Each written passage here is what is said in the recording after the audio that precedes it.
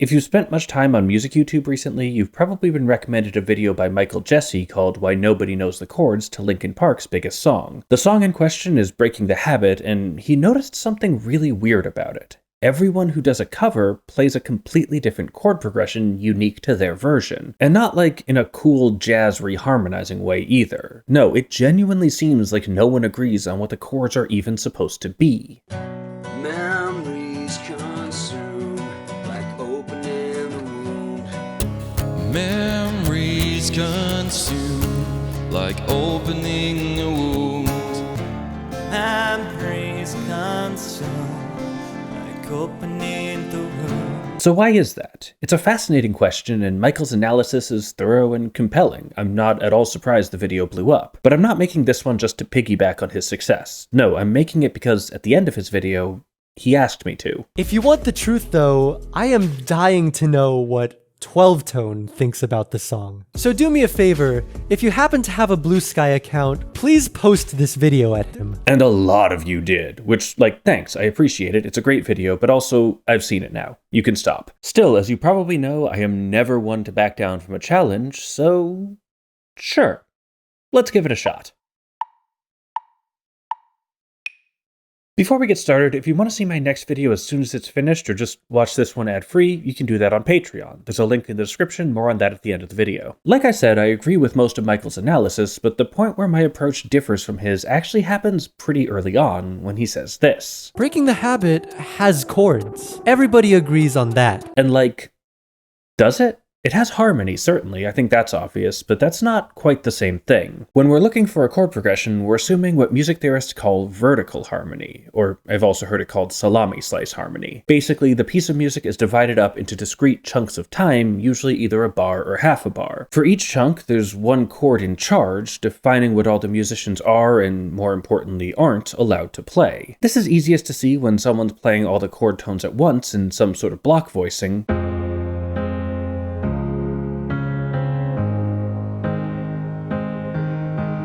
But it works just fine with arpeggios too.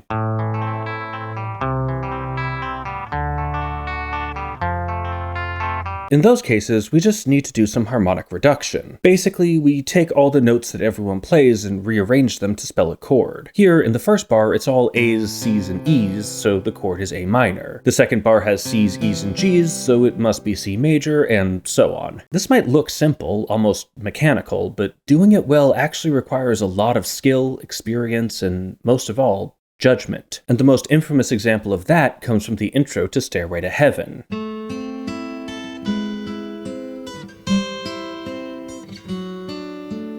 Three of these chords are easy to reduce, but what's happening in the second bar? From the bottom, we have G sharp, C, E, and B. In Western music, most chords are built in stacks of thirds, so if we move these notes around, the chord they spell is C augmented major 7. So, okay. Maybe it's that. But G sharp is the same as A flat, so these same notes can also be used to spell A flat augmented add sharp 9. But those are some pretty jacked up chords. Everything else is just basic consonant triads. These don't fit the harmonic vocabulary of the surrounding music, so to explain them, we're gonna have to get creative. One option is to say that the A from the previous bar holds over, at least in spirit. He may not play it, this theory says, but he could. We're still calling it a chord tone. And if we do that, we can spell A minor major 7. Add 9. Or we could go the other way. In my extremely old video on Stairway, I decided this C wasn't really a chord tone at all. It's a holdover from the chords on either side. If we ignore it, the rest of the notes spell an appropriately simple E major. That gives us 4 different chord labels, each with its own justification, and which one is correct depends on why you're asking and what you want to do with it. And we can try a similar thing with Breaking the Habit, but as Michael found in his video, it doesn't really work. There's too many notes that pull the reduction in different directions. But here we can take inspiration from the Stairway chord because these days, none of those labels are how I like to describe it. Instead, I'd turn to a much older theory of harmony. If you traveled back a couple centuries in Europe, you'd find some pieces that are reasonably approachable with vertical analysis, like Johann Sebastian Bach's Prelude in C major,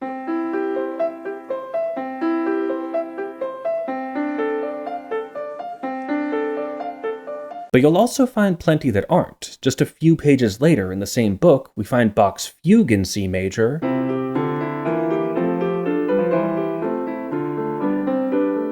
and that's a whole lot harder to reduce. Even if we ignore the passing tones and ornamentations, this one bar still uses all 7 notes of the C major scale. We can try cutting it in half, but each side still has 5 distinct notes, making this F major 9 to E minor 7 flat 9.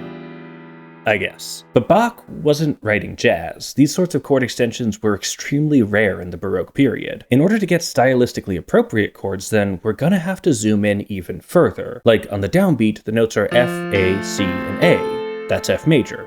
Great. An eighth note later, we hear D, F, and A for D minor, then C major, F major, and so on. And sure, those are chords, but this feels overly literal.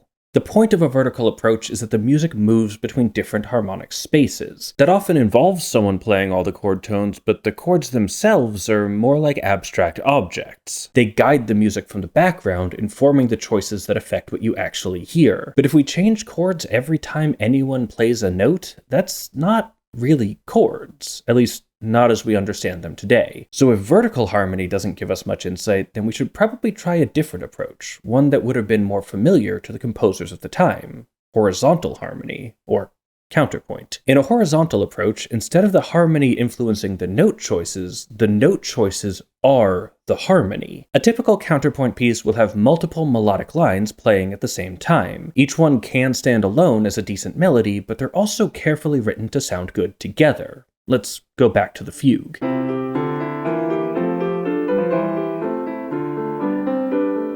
A fugue is a particular style of composition where a series of voices in different registers all take turns playing a single theme in different shapes and on different pitches. This bit comes from the end of the first section, called the exposition, where the voices enter one at a time, each starting off by playing that central theme. Here we see the lowest voice take its turn, and the higher parts all weave around it, developing new, interesting melodies while staying consonant with both the theme and each other.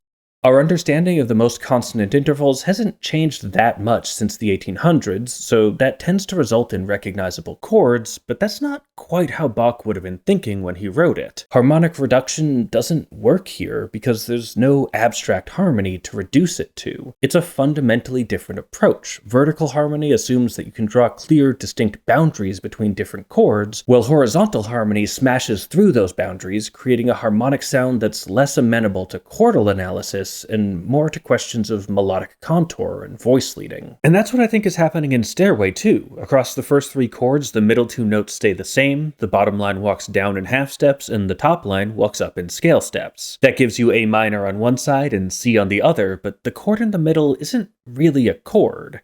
It's a product of the voice leading that just sort of happens to look like one. But why are we talking about this? Linkin Park wasn't writing Baroque-era fugues. No, their sound combined lots of different influences, but mainly it was a fusion of metal and hip-hop. And the thing is, those aren't genres that necessarily rely on chords. Instead, they're built respectively on riffs and loops, 2 similar ideas in very different musical contexts. Let's start with riffs. A metal riff is a short, repeated melodic phrase, typically played in unison by the bass and guitar. Some riffs do lend themselves to chord labels, but many don't. One of Linkin Park's most obvious inspirations is, of course, Rage Against the Machine, so with that in mind, what are the chords in Bulls on Parade?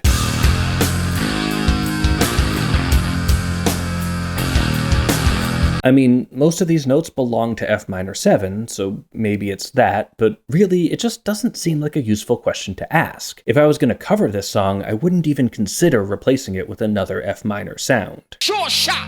Sure to make the bodies drop, dropping no copy, yo, no corners or co-op. Yikes. Hip-hop loops are also short repeated phrases, but they tend to have multiple layers of sound stacked on top of each other, creating a rich, lush texture for the rapper to perform on top of. That can include chords. When I was young, me and my mama had beef, 17 years old, kicked out on the streets. But it could also just be a melodic line. Heard of us, official Queensbridge murderers, the mark comes equipped for warfare, beware of my... Or even a percussive beat with no pitched instruments at all. Sorry, my love, but I'm seeing through these eyes. Benz convoys with the wagon on the side. Given those influences, when we're looking at a Linkin Park song, it makes sense to start our analysis not by asking what the chords are, but if they are. And in breaking the habit, I'm not sure the answer is yes. Like, okay, let's look at it. The verse, which is the section we're most concerned with here, consists of 4 melodic lines on 4 different instruments. Mike Shinoda's piano, Brad Delson's guitar, Phoenix Farrell's bass, and then a solo violin.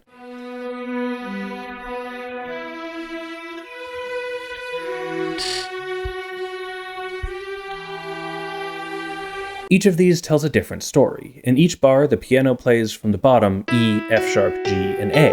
That doesn't spell a chord, but that's okay. Remember, one of the things we can do in reduction is declare that some notes are non-harmonic tones. That is, they're played during the chord, but they aren't actually part of it. Basically, we can ignore notes we don't want to deal with. But if we're throwing notes out, which ones should we keep? We're looking for thirds to start building our chord structure, which means we should take either E and G or F sharp and A. But E and G are the notes on the strong beats, so the meter seems to be telling us that this is meant to be heard as an incomplete voicing of E minor. The rest is decorations.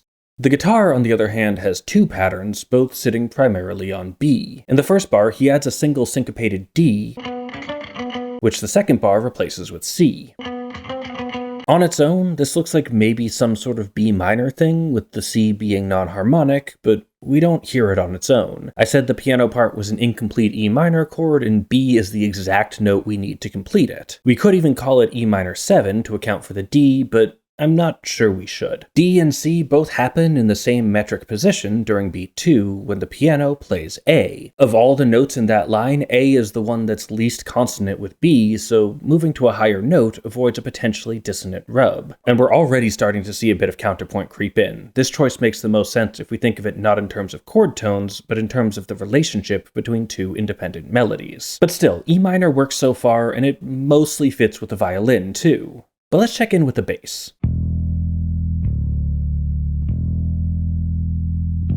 Okay, so this is where things get a little tricky. The bass typically provides the chord's root. There's always room for decoration, but with long-held notes like this, you'd expect those notes to at least be harmonic. So if we're on E minor the whole time, he should just play E. And he does start there, but then he moves, dipping down to D in bar 2 and stepping up to F sharp at the end of bar 4. This implies chord motion, but no one follows it. Not the piano, not the guitar, not the violin, and not Chester Bennington's vocals either. As such, I'm inclined to simply view this as more ornamentation. Extremely slow ornamentation, certainly, but ornamentation nonetheless. It provides a melodic contour to the bass line, but it doesn't imply a changing harmony. At least, not vertical harmony. But I'm getting ahead of myself, hold that thought. If we take all these parts together, we definitely start on E minor, and there's no clear indication that we ever leave it. So the obvious answer is that the verse is 16 bars of E minor. In his video, though, Michael rejects that analysis because listening to it,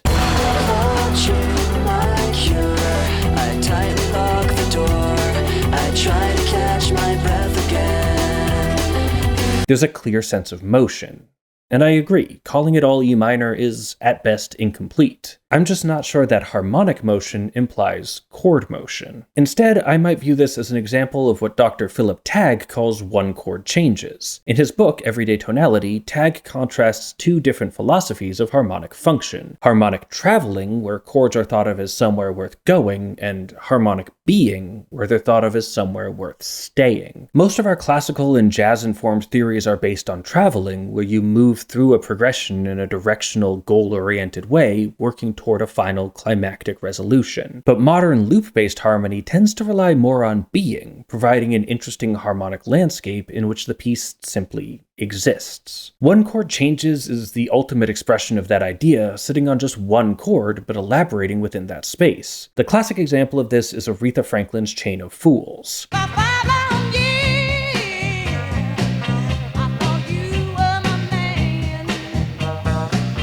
Here, the rhythm guitar is playing stabs on C minor for the entire song, and again, no one else really pulls your ear away from that chord. But the bass is playing walk-ups with non-harmonic tones for contour, and the lead guitar has all these fills, often including E natural to give it a more bluesy sound. They're exploring the space, and that exploration creates motion, even without ever really leaving that single chord.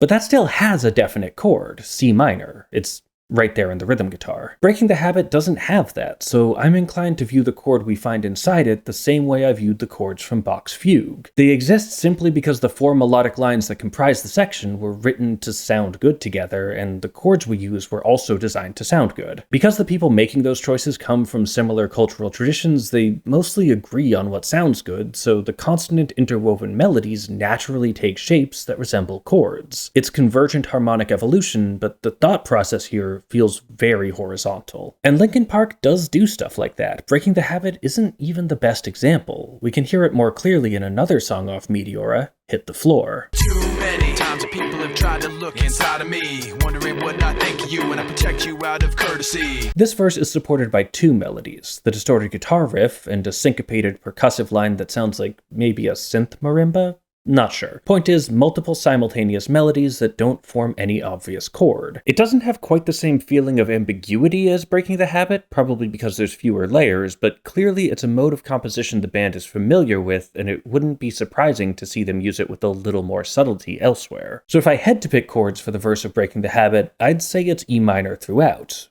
But I don't have to, so I'm just going to say it's some form of nu metal counterpoint. But what does that tell us? This is all about analytical frameworks, so what insight do we gain by taking this horizontal approach? 3 things. First, we can look at the lines individually. As Michael observes in his video, the piano has this constant falling sound.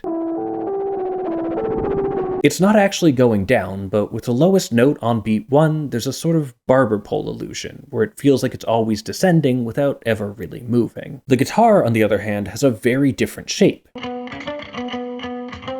It's mostly static, with occasional accent notes popping out, and unlike every other line here, it's aggressively syncopated, but the overall effect is very restrained. The bass has a different shape again, this time very tidal, rising and falling around that central pitch, and the strings have large jagged leaps in both directions. Second, we can look at how they interact. This includes things like noticing how the leap in the guitar aligns with the piano, or comparing the intervals in the long-held notes from the bass and violin. But it can also be more philosophical. As we saw, each melody has its own very different contour. Not only are they playing different notes at different times, they're doing it with different goals in different directions. This gives the verse a sprawling, expansive sound, simultaneously capturing the downward pull of depression, the static anxiety of obsessive rumination, sudden unprepared jolts of unexpected stress, and the slow, plodding rhythm of days passing by without purpose, all in one groove. And third, we can look at durations. The piano loop is 1 bar long, the guitar is 2, the bass is 4, and the strings are 8. This results in a sort of fractal looping structure, with patterns of repetition unfolding on multiple timescales simultaneously. It makes the section more compelling to listen to, and it creates a sort of perceptual hierarchy among the various emotions of the song. They're not all the same. Some are sudden and urgent, while others are so routine as to become invisible, even if they probably shouldn't. This, I think, is also responsible for that harmonic motion we were talking about earlier. The shorter patterns define a basic unit of length that the long ones contradict, so it feels like there are distinct boundaries that naturally imply chords. But none of this answers our real question, because Michael didn't invent the idea of a chord progression. He looked at dozens of covers and found that every one played some sort of chords, so if I'm gonna say there aren't any, I need to explain that too. And I can. Looking at all 20 examples in Michael's video, 2 of them have full bands, 4 are on piano, 1 is electric guitar, and the other 13 are all acoustic guitar. That's 90% solo instruments and 65% just acoustic. And that makes sense. Solo instruments, especially the acoustic guitar, are the primary aesthetic of the YouTube cover. They're easy to arrange, perform, and record, all from the comfort of your bedroom. But that presents a problem. Breaking the Habit is 4 intersecting melodies played on 4 different instruments. I'm not going to say it's impossible to play them all at once. I've learned over the years to never underestimate what YouTube guitarists are capable of, but it would be very hard, and I don't think it'd sound better than just doing what acoustic guitars were built to do. Strum chords. And this turns Breaking the Habit into a sort of harmonic Rorschach test. You're given a song with no chords in a context that strongly encourages you to find them anyway. There's no single riff you can extract and play on its own, but also no definite guidance on which chords to replace them with. So you wind up making something up that supports the vocal melody and at least sounds close enough to the original. I can't say for certain whether these artists are thinking of it that way or if they do hear those chords in the song, but either way, the context dictates they make a choice, so they do. And when you leave a blank, different people will fill it in differently. As far as I can tell, that's all that's happening here. The reason this caught my attention, though, is that it highlights something that's become kind of a North Star for my work. Approaching songs on their own terms. When you're this far down a rabbit hole and still struggling, it's easy to think that if you just keep digging deeper, you'll eventually find the answer. But in my experience, getting to that point in the first place is a good sign that you're not asking the right question. And I don't say that as any sort of judgment. The same thing happens to me all the time. It almost happened in my last video on 99 Luftballons. Regular viewers will know I have a particular model I like to use for analyzing chord loops, but the chords there didn't make sense. They broke my rules in ways I couldn't explain, and it took me a long time to realize that I needed to step back and try a different approach. But as soon as I decided to treat them not as a chord loop but as a punk riff, everything clicked into place. The tools I have for those fit perfectly with what I was hearing. And that's what music theory is all about, having as many models as possible in your back pocket so when one doesn't work, you can always switch to another. You can find the right lens instead of trying to wrestle it into a specific framework that's not helping. If a song refuses to tell you what its chords are, then by Occam's razor, it probably doesn't have any. And once you realize that, all you have to do is figure out what it does have instead.